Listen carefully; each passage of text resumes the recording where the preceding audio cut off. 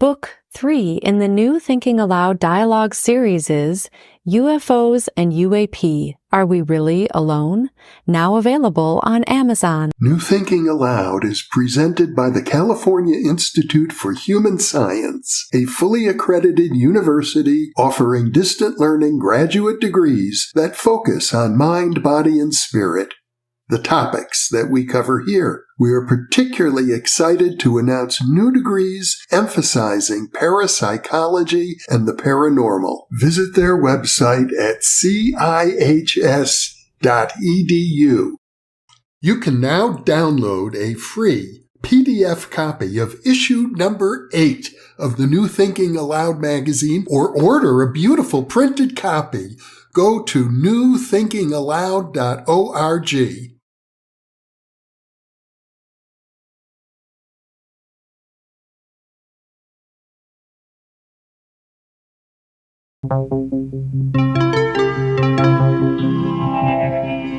Thinking Aloud. Conversations on the leading edge of knowledge and discovery with psychologist Jeffrey Mishlove.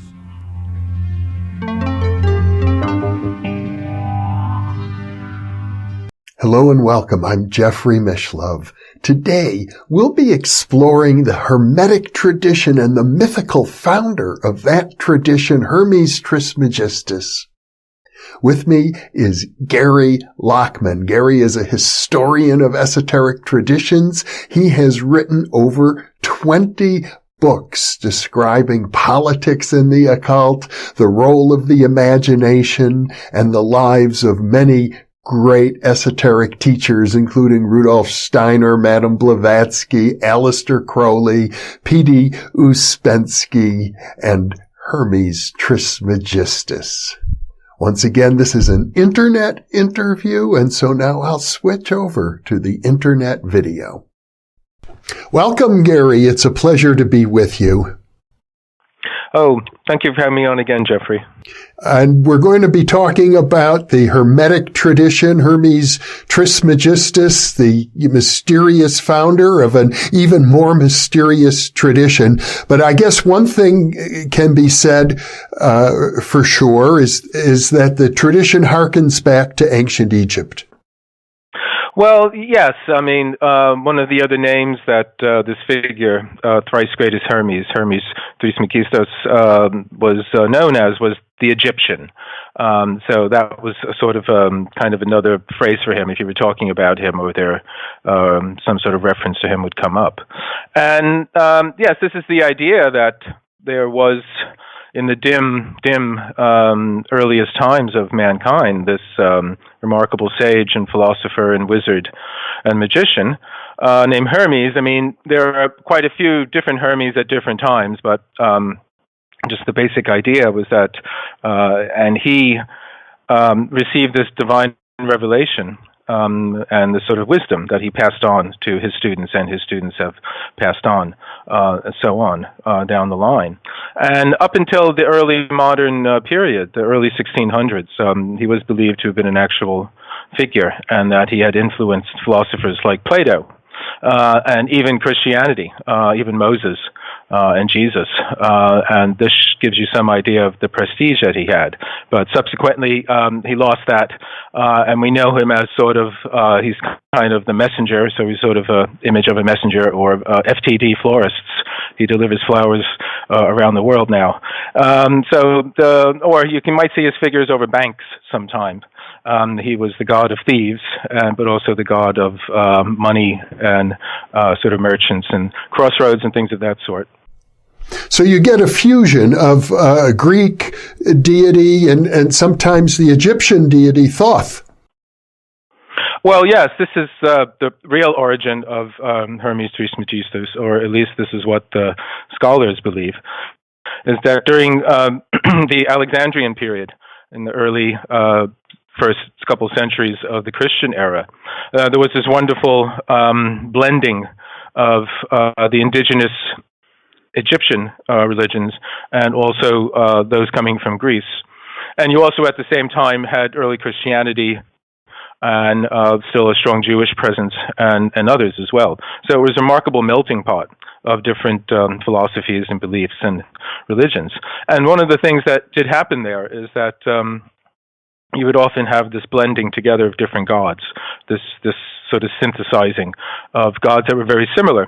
And one of the ones that this happened with was Hermes Trismegistus, who wasn't quite exactly a god, but he's the product of the fusion of two other gods. There's Hermes, the Greek god we talked a little bit about just now, and then the Egyptian god Thoth, who's the god of writing, and he's this ibis-headed god who has a sort of pen and a kind of stele in front of him, and he's recording things.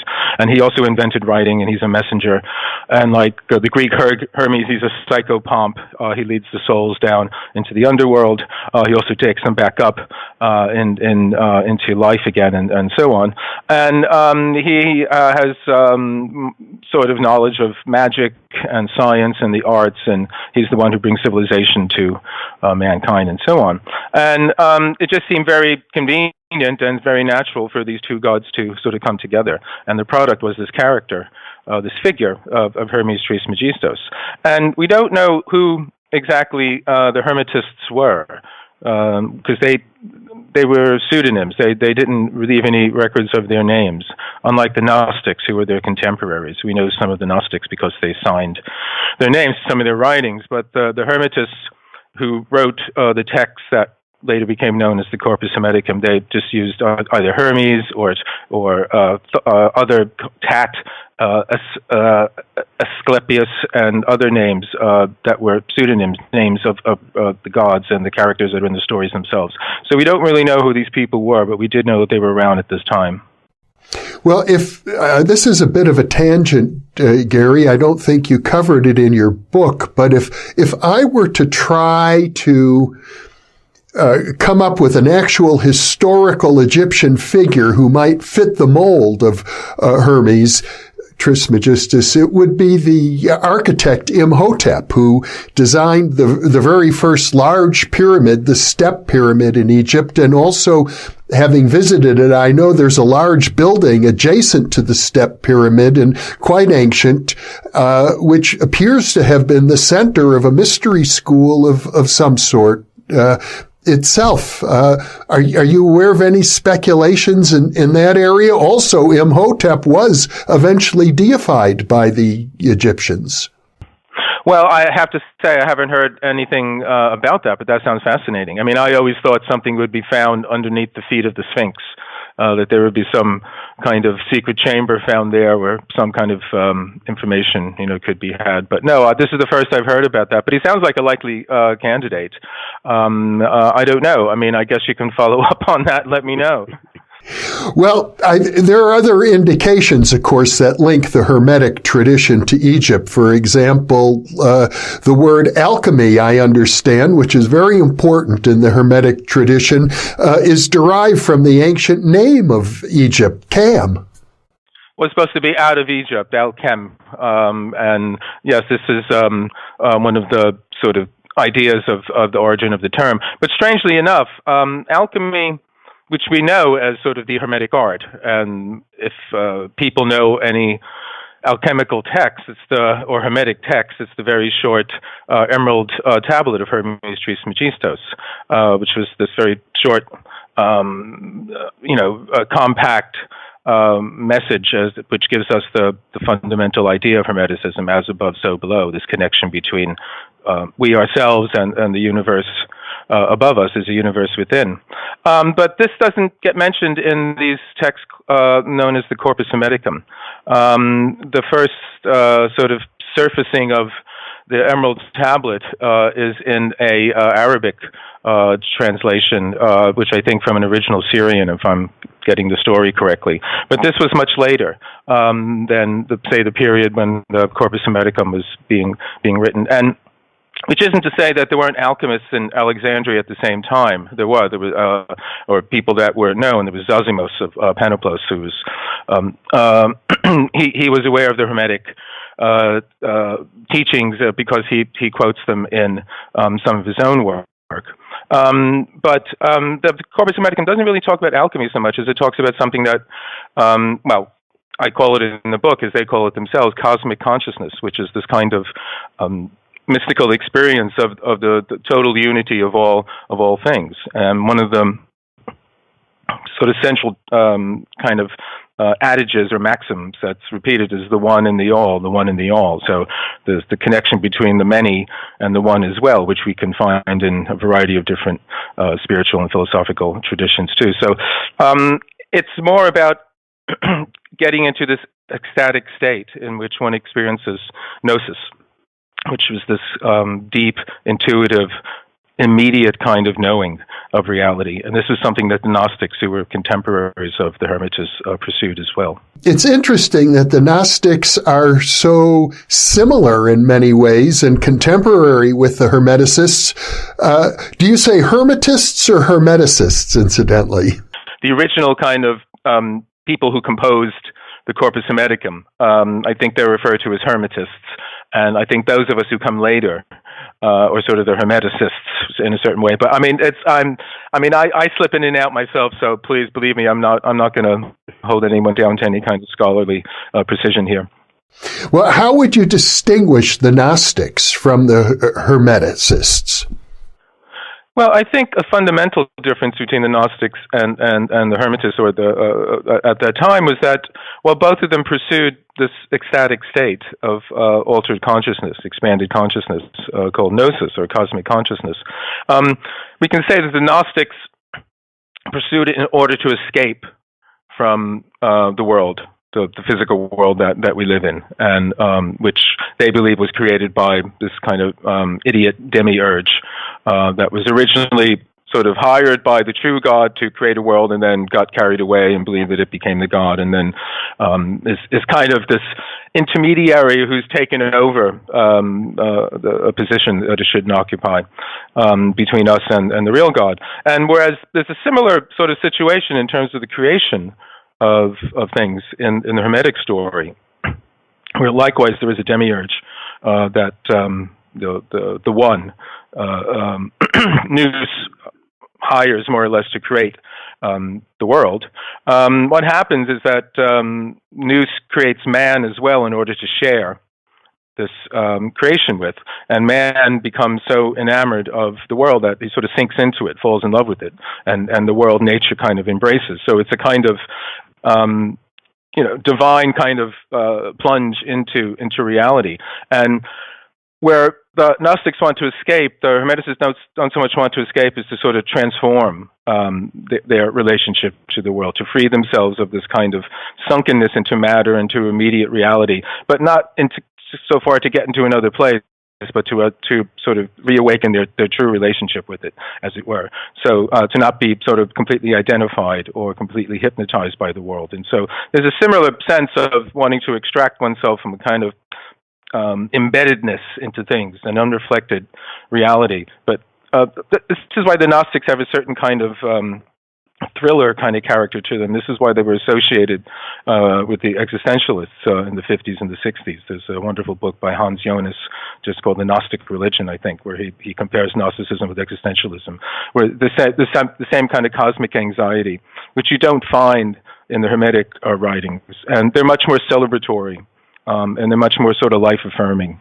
Mm-hmm. You focus quite a bit in your book on the quest for Hermes Trismegistus, on the influence of the Hermetic tradition, and in particular the Corpus Hermeticum, on the great thinkers and writers of the Renaissance, both in particular the Italian Renaissance. Oh, precisely. Well, this is how we know of them. This is how we know of the Corpus Hermeticum and the Hermetic philosophy. Excuse me. Because it was rediscovered during the Renaissance. I mean, we know the Renaissance is the time of rediscovering the works of the ancient Greek thinkers and philosophers such as Plato, which is true. But as Francis Yates and other historians pointed out, is that at the same time, there was a rediscovery of this Hermetic philosophy. And in 1453, Constantinople fell to the Turks, finally, after years of resisting. And this caused a lot of Greek scholars and Christian scholars and churchmen to flee. And in order to sort of fuel their journey, they sold off their libraries. And Cosimo de' Medici Florence, he was a great book lover, and he had one of his book scouts, or he had many of his book scouts out there looking for things. And one particular batch, he had brought back a lot of Plato, and he wanted to read Plato. So he asked Marsilio Ficino, whom he had installed in his newly recreated Platonic Academy as the Greek scholar who was translating Plato for him, said, hurry up and get to work on this stuff. And then soon after, another batch of books came in, and this was an edition of the Corpus Hermeticum. And Cosimo basically said to Marsilio, put that on the back burner now, stop the presses, and I want you to translate this first. So that's like the story that's told all the time, that Plato took a back seat to Hermes Trismegistus, because he was supposed to be the source of the knowledge that Plato was carrying on, was passing on himself. And it was through those translations that a great deal of Hermetic philosophy informed the Renaissance. One of the examples that Francis Yates points out is Botticelli's Venus, Primavera, and which is full of Venusian and a variety of other sort of astrological and Hermetic kind of influences, if you know how to read the signs. And even Michelangelo and the whole Renaissance notion of man, the rediscovery of man, this humanism, originally had much to do with a kind of superhumanism, as I call it in the book, having to do much more with this Hermetic kind of rediscovery of man's position as a microcosm. And you see this in Pico della Mirandola's oration on the dignity of man, which paints a completely different picture than the wretched sinner of the Middle Ages. So it was a real transformation, and it's something that I say in the book marks a kind of shift in Western consciousness, a real change, and we're living now, I would say, in the last kind of after effects of that shift 400 years ago. The Renaissance scholars would have assumed that Plato took his inspiration from the Hermetic tradition because Plato and Pythagoras and many other ancient Greeks acknowledged in different ways they had been inspired by things they had learned either in Egypt or from Egyptians. Well, that was the whole idea, that they all went to school in Egypt. This was assumed, and I mean, we think of Egypt as old, but even Egypt was old back then, or rather, we think of the Greeks as old. But even though Plato was old, Egypt was old back when Plato was new. Put it that way. Yeah. So it's very old, and the whole idea that somehow, this is this notion of the origin, the source, being the pure source of the knowledge, rather than down in the lowlands where the stream gets muddied. Up at the pure mountain source of the clear waters, if you go back to the Egyptian, you go back to Hermes, this is where Plato and Pythagoras and so many others, I mean, there's slightly different sort of names in this golden chain. I mean, the man who was really responsible for the start of it, and getting on to the Renaissance and getting Cosimo de' Medici interested, was a fellow named Gemistus Plethon, who was a Greek scholar from Constantinople. And very old age, he traveled to Italy and be part of this Florence and Ferrara council that was an attempt to get the Western and the Eastern churches together in order to stop the Turk, for the Western Church to come and save Constantinople from the Turk. And while he was there, he wasn't a churchman, but he was renowned as a wise man and a scholar and all that. And in between kind of different sessions, he gave these lectures on what he called the Prisca Theologia, the perennial philosophy, the original primal revelation. And he starts with Zoroaster, so rather than Hermes, but there's Zoroaster and then there's so-and-so, and the whole idea that there's this golden chain. So this knowledge is passed on and on and on. And this was, Hermes was part of this as well. And so the idea that Plato had gone to Egypt, that's what he learned when he went to Egypt, was this perennial philosophy. And again, at this time, when these are rediscovered, there was a strong movement in the church to be able to absorb Platonism, and also to try and absorb, parts of other faiths as well. There was a multi-faith kind of movement because they all recognized this idea, which is at the heart of the perennial philosophy, that there's, a fundamental revelation and the different religions or different kind of, rays coming out of it. But at the source, they all share something. And they also wanted to keep Plato because they recognized this was very good stuff. They didn't want to, lose this, even though Aristotle was the more favored one. So there was a very favorable, tolerant sensibility for a while there, where the whole idea that this Hermetic philosophy in some way was a precursor, a kind of prequel of Christianity, because there's very similarities between different major kind of metaphors and themes in both that you can find in there. So there was a lot going for it to believe that, yes, this was his ancient wisdom, and here we have, a real sizable portion of it now translated, into Latin for us now. Mm-hmm. Now, the Hermetic tradition is often associated with Western esotericism in general. It's, I think, sometimes used as an umbrella term for the entire Western tradition, which includes, in addition to alchemy, you would have to add in, as you mentioned earlier, astrology and ceremonial magic being important parts of that tradition. No, yeah, this is true. I mean, there's a specific kind of Hermetic strain. And then there's a general idea that, okay, magic in general, or the occult, you could say the Western Hermetic tradition, you could say the Western esoteric tradition. I guess once you get, a bit more scholarly and technical, you can fine tune these things. But in general, yes, it's considered that. Although, you could say, well, I was going to say Kabbalah would be a different tradition, but not coming out of the Renaissance, because that was one of the products of the Renaissance, was this kind of Christian Kabbalah. And that's the sort of Kabbalah that got handed down in the West as the kind of Western form of it, but sort of, the sort of thing that the Hermetic Order of the Golden Dawn, say, were doing in the late 19th century. They had a blend of Hermetic tradition and Rosicrucian, which is part of the Hermetic as well, and Kabbalistic. But Kabbalistic coming from this Christian Kabbalah that comes out of people like Pico and others at that time. And also, I suppose the tarot is an important part of Western esotericism and is integrated into what we think of today as the Hermetic tradition.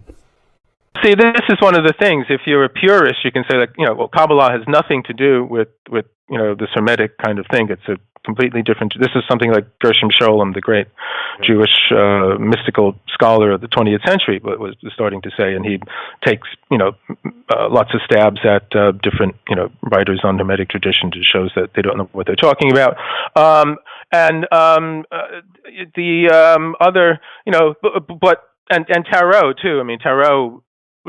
Well, Eliphas Levi in the 19th century, one of the great romantic kind of occult thinkers, wedded the tarot and the Kabbalah in a way that it worked, although it doesn't really, because historically there isn't any real connection, but because of the 22 trumps in the tarot and the 22 letters in the Hebrew alphabet that are related to the 22 paths on the Tree of Life, he somehow, so he transposed those, and it's a remarkable feat of imagination, but historically it doesn't quite work. But in another sense, it works because I would say the real sense of Hermeticism and magic is that it doesn't matter what the source is, its purity, can you put it together in a way that it works in some kind of creative, imaginative way? And I think that's on a wider kind of way of looking at it. And at the end of the book, I sort of talk about sort of the Hermetic spirit, or the sort of Hermetic way of looking at things, which is the synthesizing. It is this kind of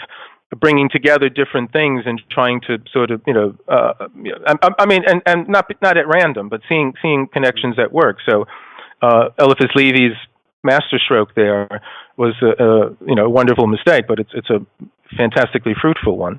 Mm-hmm. When I think of the Hermetic tradition and its influence on Western culture, what comes to mind for me immediately is Shakespeare's great play, The Tempest, in which he has a magus who is shown to be authentic and powerful and very humane at the same time.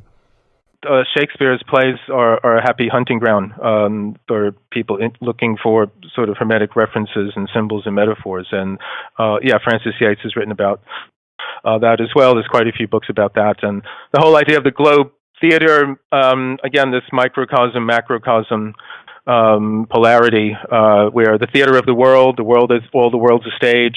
And so the globe itself, the theater, the original design, was supposedly along certain Hermetic kind of sacred geometric sorts of things and things of that sort. And the other, well, there's many, but another central sort of Shakespearean phrase is "What a piece of work is man," and you can find that in Pico's oration on the dignity of man. I mean, he actually begins the oration with that.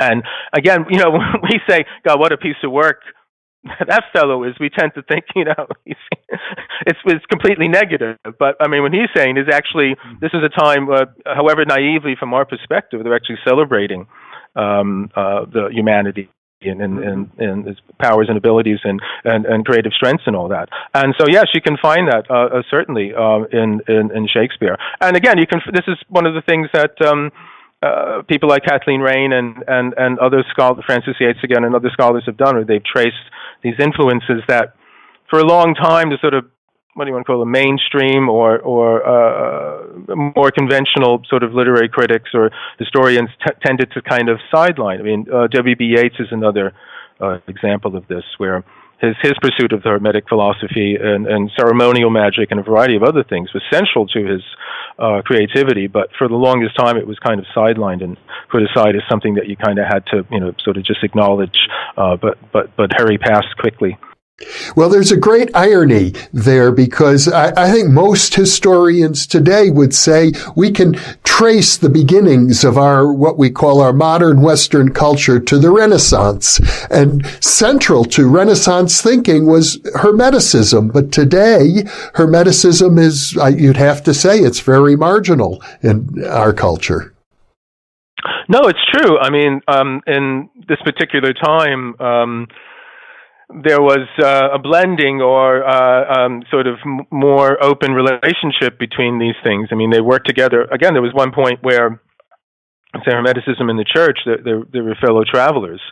But then, in a strange combination of events, the church and the rising natural science sort of teamed up to sort of knock Hermeticism out of orbit and put it into this kind of counterculture, this alternative tradition position, which has been in.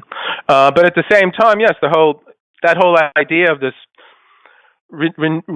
reawakening of man's own creative powers and strengths and self-confidence, that led to science. And man, you could look for yourself. You didn't have to look. Always take the word of the past, even though that was part of the Hermetic tradition. Is like the earliest was, the purest. At the same time, it instilled its participants with the kind of confidence for them to look at their own experience as well. And so, people like Francis Bacon, he was as interested in a variety of different Hermetic philosophies as he was with experimental science. But that's what took off. That got the funding, as it were, at the time, because it seemed to be the most kind of practical way. Again, that's a different thing. I mean, with the rise of the natural science and empiricism, it had practical results in a way that the Hermetic didn't. But that wasn't what it was trying to do. So there were different sorts of things. But this new science, which we're still, we're at sort of it's starting to break up around us for the last 50 years or so, but we're still under the sort of dominance of it. It was fundamentally successful because it was practical and it was effective, and it could get things done in a way that the earlier one didn't.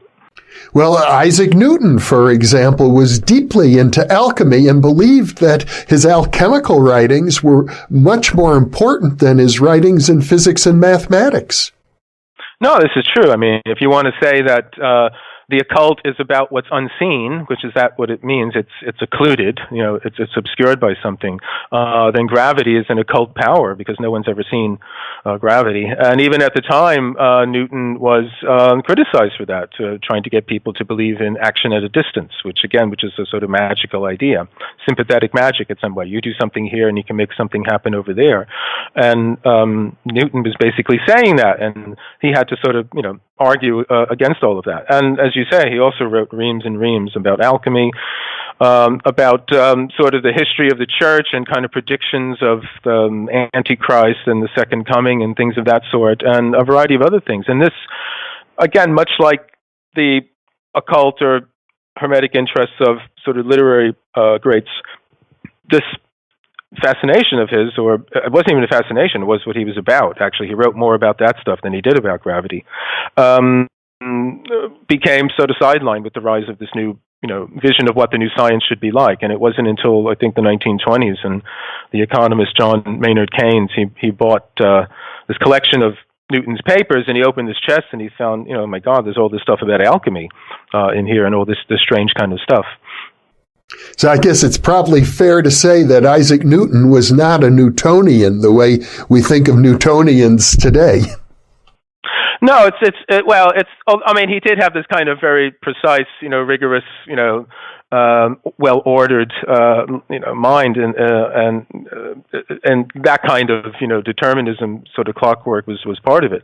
But strangely enough, he was interested in, as you said, the Hermetic things, and so people like Blake, who just knew him as this sort of, geometer and, someone who's cutting up living, vital experience into these geometric patterns. He, railed against them. And even Goethe, who shared the Hermetic interests with Newton. They weren't contemporaries, but the great poet, Goethe, he practiced alchemy, and he studied the Hermetic philosophies. But he took argument with Newton over optics, over the spectrum and colors and things of that sort. So they weren't aware of this because I guess, even by that time, that side of him was probably submerged. Mm-hmm. But then many of those people from that generation, Newton's contemporaries, Robert Boyle was another one, was deeply involved in alchemy and Hermeticism. Well, I mean, it's all there. That's one of the things too. It's something that, I mean, you'll see it in more recent histories of science and histories of these kind of people. You'll see how something like the Royal Society here in London arose out of links to the Rosicrucian movement of the early 1600s, and how the Rosicrucians themselves were informed by a variety of different Hermetic ideas. So,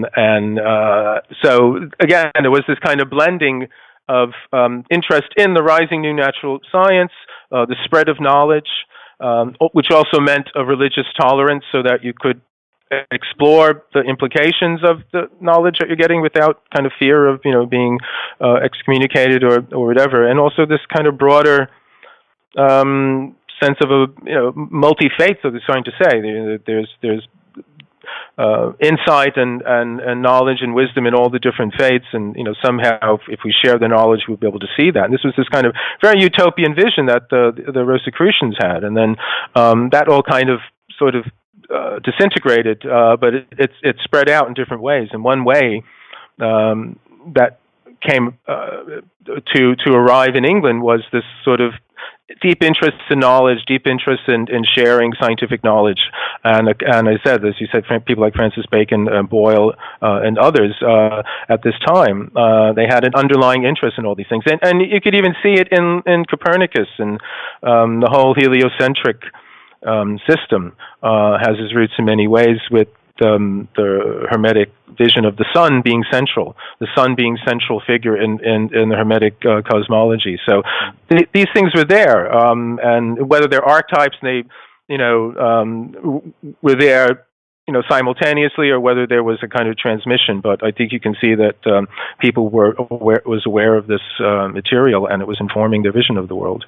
And I think another very important thread to this story would be the role of the Rosicrucians and the Freemasons in creating the kind of climate that led to the development of democracy itself and the downfall of many European monarchies. Well, yeah, I mean, I wouldn't blame the downfall of monarchies on Hermes, directly, but no, certainly. Through different historical sort of emergences of these ideas, you do have it. Freemasonic ideas are full of a great many Hermetic notions, and the sort of Enlightenment virtues that were part of the Masonic vision and still are, as far as I know. These sort of informed the spirit of the time, as it were, and that that went on and further informed the whole movements for revolution and so on. I mean, there were but some directly. I mean, Hermetic in the sense that they were studying the unseen. I mean, these sort of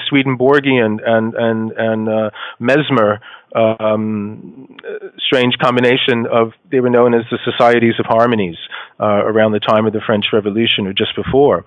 And they were sort of going into these sort of magnetic trances and seeking knowledge or wisdom from the spirit world in order how to sort of bring about a kind of, just as Mesmer cured his patients by bringing about a kind of crisis of their magnetic sort of flow. So society itself had to go through some kind of similar crisis. And so there was some kind of mesmeric revolution, that was the idea that was supposed to be happening. So you did have some of these things, there. I mean, again, this is another side of it, this Hermetic.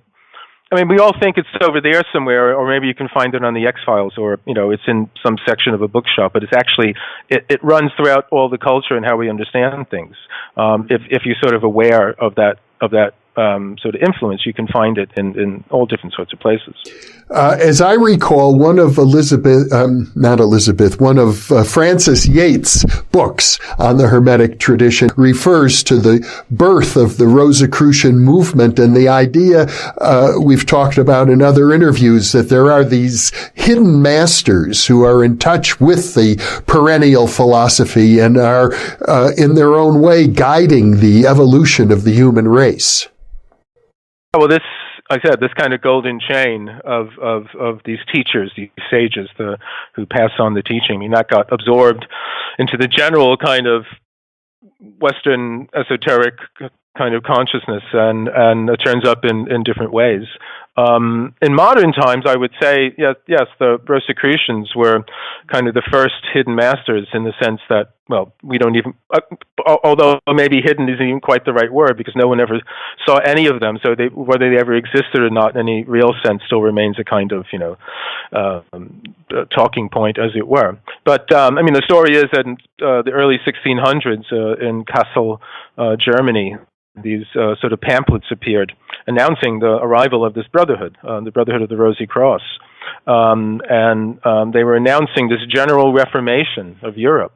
And it was along the lines of what I was talking earlier, this kind of new world of religious tolerance and sort of sharing of knowledge, and also sort of healing the sick. This was another part of the Rosicrucian thing, where people would, the whole idea that they would go and share their medical knowledge, and just as Jesus, he healed. This is one of the things he did. So, and Hermes is also sort of the inventor of medicine and all things of that sort. And over time, other pamphlets appeared, and people started wondering who were these people, because they were saying, please come and join us if you want to take part in this wonderful transformation that's going to take place soon. And, please seek us out. And people tried to find them, and they couldn't be found. No one could find them. And they came to be known as the Invisibles. So they were that hidden that, they're invisible from the beginning. And one of the people who tried to find them was René Descartes. And there's a joke about how when he was meeting some friends at the pub or something, and they said, there's René, he's a Rosicrucian now. And he said, can you see me? And they said, yes, we can. He said, well, I'm not invisible, so I can't be a Rosicrucian. So this was, sort of sort of thing going on at the time. And but the idea is that it was what was known as a ludibrium, and a fellow named Johann Valentine André, who was a sort of Lutheran pastor from Tübingen. Tübingen was a famous university town. It still is in Germany, and he was from a particular generation around just before the 30 Years' War, and it was and it was there's this thing called the Tübingen Circle that he was a part of, a kind of semi-secret society. But within this, he came up with this idea of kind of what he called the serious joke. And I guess you could call it a hoax, or it would be the kind of thing that would be going on today with Anonymous would be doing this sort of thing online, and these kind of flash mob sort of stuff, where you sort of announce something, invite people, and the people who come or become the Rosicrucians themselves. So, the ones who try to find the Rosicrucians, they sort of become the Rosicrucians in a certain way. And this is more or less what happens with this generation, that there's what I call the Rosicrucian diaspora, because you have the collapse of this movement with the start of the 30 Years' War, and the sort of collapse of this Protestant resistance to the Habsburgs and all that. And they get spread out over Europe. But part of that wave arrives in England and sets the roots for this, the Well College had its roots in this idea of the invisible college, as you said earlier. So again, this is this kind of background Hermetic influence that's there. If you kind of look for it, you can see that it's Another key figure in sort of the history of the Hermetic tradition would be John Dee, who, as I recall, was the court astrologer to Queen Elizabeth I in England and actively involved in ceremonial magic and contact with alien intelligences and so on. One of the things Dee was doing was what part of the Hermetic tradition was about sort of basically talking with God, having direct kind of contact and communication. And where he didn't go into ecstatic states, and he didn't sort of go into sort of trance states on his own, but he did use a scryer, this fellow Edward Kelly, who was a bit dubious character, and incidentally, Aleister Crowley claimed to have been him in a previous life, and I'll give him that one. Kelly would look into the show stone. It wasn't quite a crystal ball, but you can see it if you ever come to London. It's at the British Museum, and it was this kind of strange mirror, a kind of black mirror, and that he would look into it, and they would have these visions, and an angel would come, and an angel would sort of point to these strange letters. And one of the things that Dee did is that he took down this alphabet called Enochian, and Enoch in sort of the apocryphal Bible is related to Hermes. So again, this was the kind of syncretic or correspondence in the Hermetic tradition, where it just is like Thoth and Hermes, sort of were related to each other. So then in the Judeo-Christian, Enoch is a kind of a character likened unto Hermes, and Idris in the Muslim tradition is a similar character too.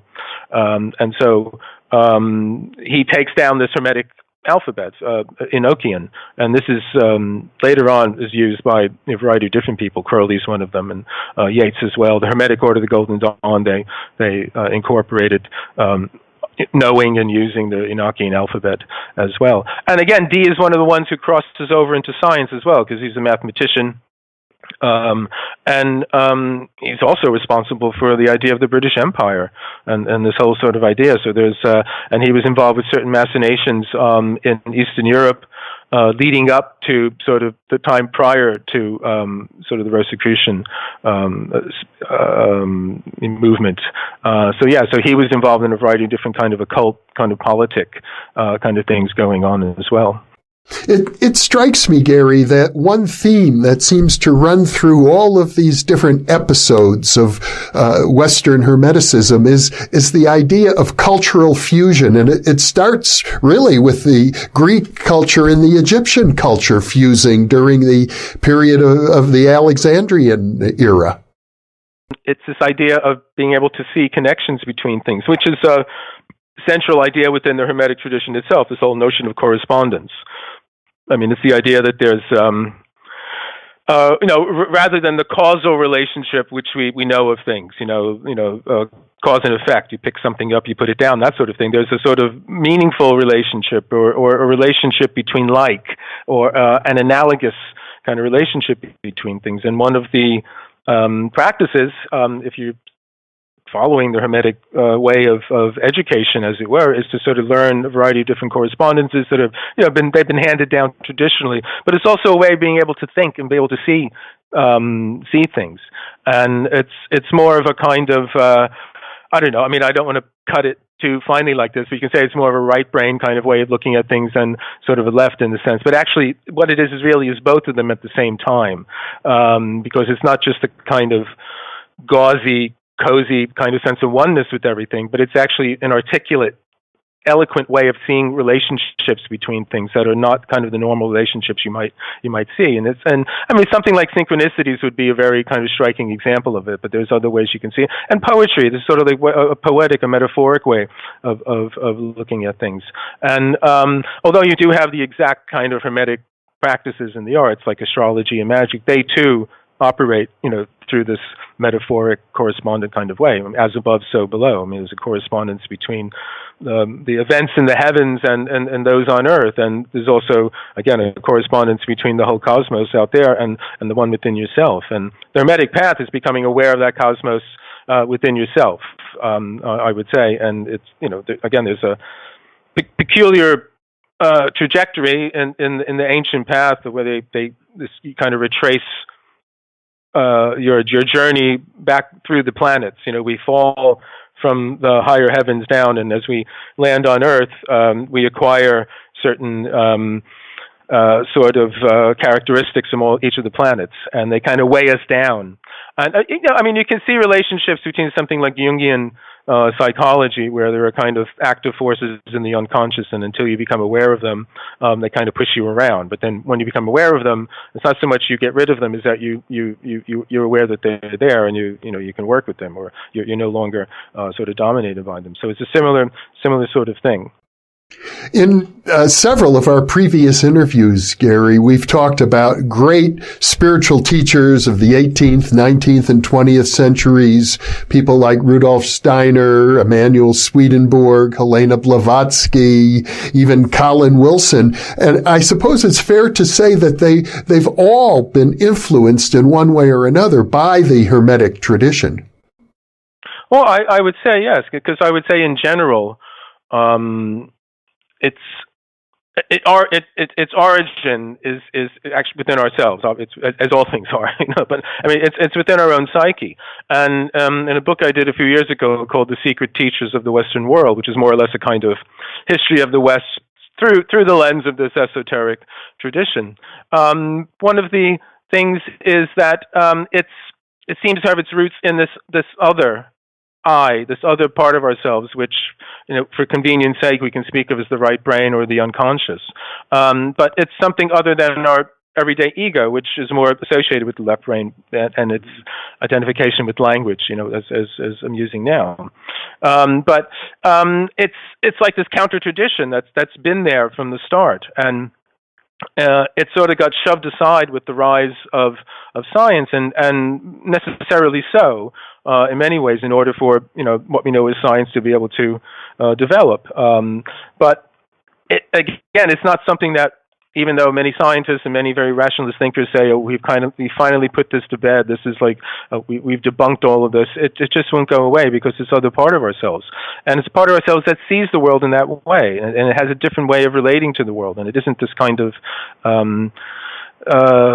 sort of way in which we keep the world at a distance in order to maneuver ourselves through it and to survive in it. It's a way in which we participate with the world. And I would say this whole Hermetic tradition, the whole notion of correspondences and the idea of a living universe, and that's also conscious in some way and can actually relate and react to our sort of attempts to communicate with it, which goes back to our earliest notions of a kind of wonderful world of spirits and elementals and things of that sort. This is a whole sort of what I would call a kind of participatory way of being in the world, and I think that's something that today, in a way, I would say a lot of events taking place in the world today, and I write about it in a book called Dark Star Rising, about contemporary politics. The kind of darker side of that is coming out because we haven't learned how to assimilate it in a more conscious kind of way, and I think that's what we need to do now. But it won't wait. We sort of have to hurry up and do it more consciously, because it strikes me that it's sort of coming out now in ways we can't control. Well, there are paradoxes involved in the Hermetic tradition. For example, these ideas we've been describing are so powerful. They've run through Western culture now for 2,000 years or more. And at the same time, the authorship of the Corpus Hermeticum is still kind of controversial or not what it appears to be. And as you mentioned, the one book most associated with Hermeticism, the Emerald Tablet, arrived much later than the Corpus Hermeticum itself, and isn't really part of that set of documents.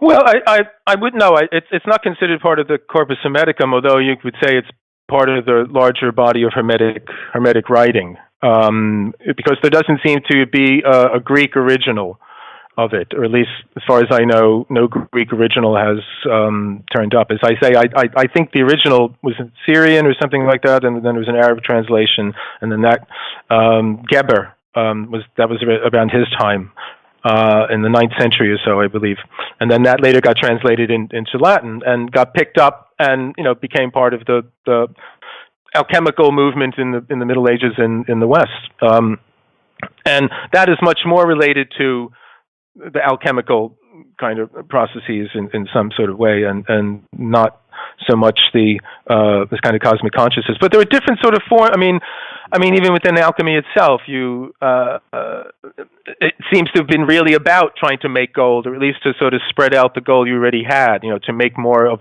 what you had in some way, and then gradually, maybe along the same lines as Masonry, this kind of transposition within that too, it turned into a kind of spiritual kind of transformation, where Masonry became a kind of spiritual kind of construction of the human cathedral, as it were. But there's also the kind of, Paracelsus, who was known as the sort of Hermes of the North in sort of the late Renaissance period. And he wasn't so much about making gold, but it was about this elixir vitae, or, the panacea, healing and knowing the properties of the plants. And this kind of, he doesn't really talk about this kind of cosmic consciousness so much, but he does really have this idea where he can see into the plants, and he can see into nature, and he talks about being able to look through nature as one looks through a glass. And this is something that Jakob Böhmer, will say later on. And again, this kind of where things that seem solid and impenetrable to us in our everyday state can become transparent or translucent in some way. And again, this is part of this participatory kind of consciousness. So this is part of this Hermetic tradition too, but this is more of a medical kind of one too. So there's different, and again, the Rosicrucian tradition is about healing, the healing arts as well. So there's different kind of variants on the alchemical kind of motif. But I would say, in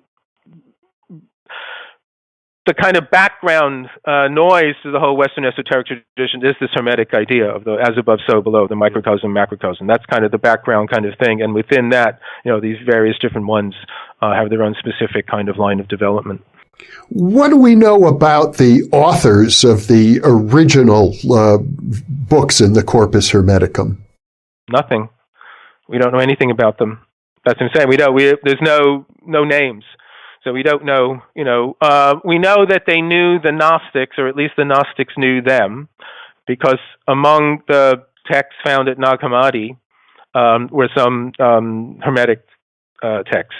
And again, they probably shared similar sorts of procedures, as it were, or sort of rituals. And they both kind of use what was known as kind of these barbarous words, and it's kind of these weird nonsense. If you remember, sort of "I am the walrus" or something like that, but weirder than that. And they would sort of chant these things, and this would be something that would put them into these ecstatic states.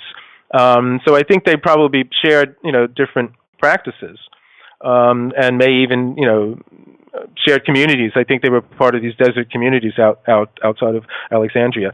But as I say, we don't have any names about them.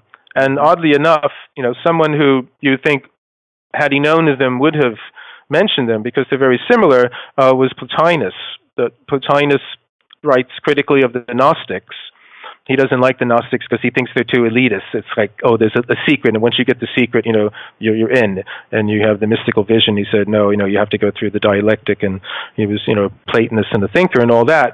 But this notion of the one, which is the Neoplatonic target, and the same thing with the Hermetics, it's the one as well. They were both sort of after the one, and after the sense of the one and the all.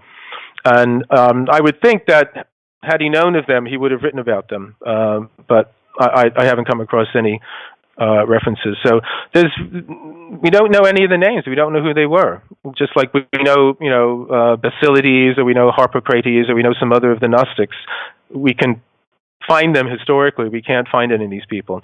So talk about the hidden masters. There you go. It's at the very beginning. Well, haven't there been some interesting analyses, though, of the language that they use that can date them pretty precisely? Oh, okay, yeah. Well, that's what I'm saying. We know they were from around that time because this is what happened. But this is what happened. Originally, they were thought to have been written, in the dim past, earlier than Plato, earlier than Moses, and this is why they had this tremendous prestige and were treasured. But what happens in the early 1600s, just around the time, just before the Rosicrucian turned up, and they're not related, but thematically they're related, but they're not causally, historically related. There was a scholar named Isaac Casaubon, and he was asked by the King of England to write a critical history of the Catholic Church, because England wanted to find a kind of midway point between the Protestants and the Catholics, and so they and both were heavily at war with each other, and so he hired Casaubon. He was considered to be the smartest man at the time, and to sort of do this, and so in the process of going over some other texts, like kind of correcting some earlier texts and finding all the mistakes, he keeps coming across the references to Hermes Trismegistus, and he keeps coming across how old he is, and he's sort of the font of knowledge and the primal source and all that. And then when he actually looks at the texts themselves, because he's a Greek scholar and he's one of the few, and he's a real precise humanist critical scholar, he says, well, this can't be the case, because the Greek that these are written in, this is a much later Greek. This is a Greek that's later than Plato's Greek. Plato's Greek is a certain, whatever, I don't know the exact technical differences, but Plato's Greek is one way, and then this Greek is about 300, 400 years later than Plato or whatever. And so it couldn't have been an even earlier, kind of writing. So that and that was just like a byproduct. He didn't set out to do that. He just sort of his fastidiousness, his meticulousness in doing his job led him to this. And it took a little while for the effects for this to have its effect, but it did. It dislodged Hermes from his position of prestige, because suddenly he's considered, he's a fake. He isn't, from the dim primal time. Moses didn't sit at his feet, or Plato or anybody else.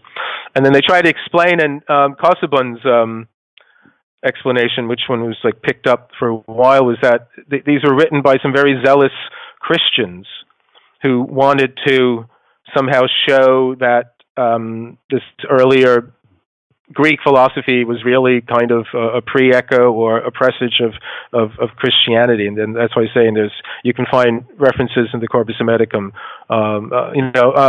Man is called the Son of Man, and things like that. Things like that. So there's similarities in phrases that could be argued to say, this is kind of just like John the Baptist, came before Jesus, that sort of thing. And so they kind of made it a kind of pious lie, and that was considered to be the case for a long time. But in more recent times, there's been some more generous interpretations of it, and say, well, actually, no, the Egyptian stuff isn't just window dressing. Kind of like, just to make it interesting to people, they put a lot of Egyptian stuff and get them to read it, and then, that's just something to seduce you. So we actually know and there was this kind of Egyptian philosophy and so on and so on. So I think, although they certainly weren't written in the primal dawn, but that doesn't necessarily disqualify them from the prestigious position that they had held. Well, Gary Lachman, this has been a very informative discussion and about probably the central esoteric tradition in Western culture, something that I think all of our viewers will want to be informed of, and I encourage them to check out your book on Hermes and your other books on Western esotericism. Thank you so much for being with me. Well, as always, it's an absolute pleasure speaking with you, Jeffrey, and I look forward to doing it again next time. Likewise.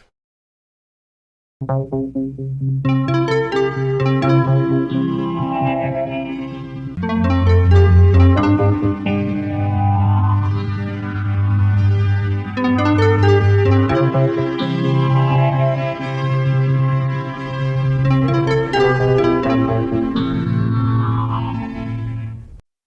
3 in the new Thinking Aloud dialogue series is UFOs and UAP, Are We Really Alone? Now available on Amazon. New Thinking Aloud is presented by the California Institute for Human Science, a fully accredited university offering distant learning graduate degrees that focus on mind, body, and spirit. The topics that we cover here. We are particularly excited to announce new degrees emphasizing parapsychology and the paranormal. Visit their website at cihs.edu. You can now download a free PDF copy of issue number 8 of the New Thinking Aloud magazine or order a beautiful printed copy. Go to newthinkingaloud.org.